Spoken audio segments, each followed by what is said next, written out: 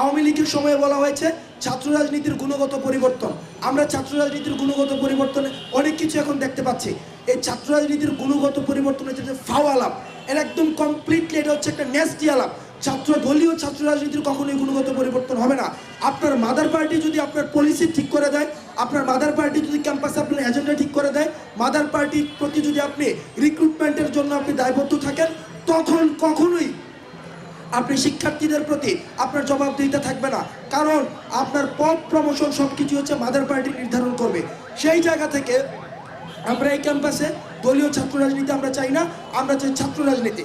ডাকসুতে যখন একটা শিক্ষার্থী আসবে তখন সে ছাত্র দলের প্রতিনিধি হিসাবে আসছে না, সে শিবিরের প্রতিনিধি হিসাবে আসছে না, ইউনিয়নের প্রতিনিধি হিসাবে আসছে না, বৈষম্যের প্রতিনিধি হিসাবে আসছে না, সে আসবে ঢাকা বিশ্ববিদ্যালয়ের সকল শিক্ষার্থীর প্রতিনিধি হিসাবে।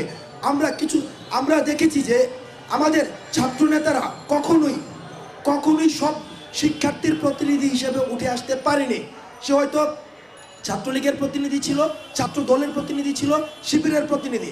আজকে এই 24 পরবর্তী গণ অভ্যুত্থান যখন আমাদেরকে শেখ হাসিনা বলেছিল যে আমাদের সাথে তোমরা আলোচনায় বসো, আমরা বলেছিলাম শহীদের সাথে আলোচনা করে শহীদরা যদি আমাদের সাথে যায় তখন আমরা আলোচনা করব।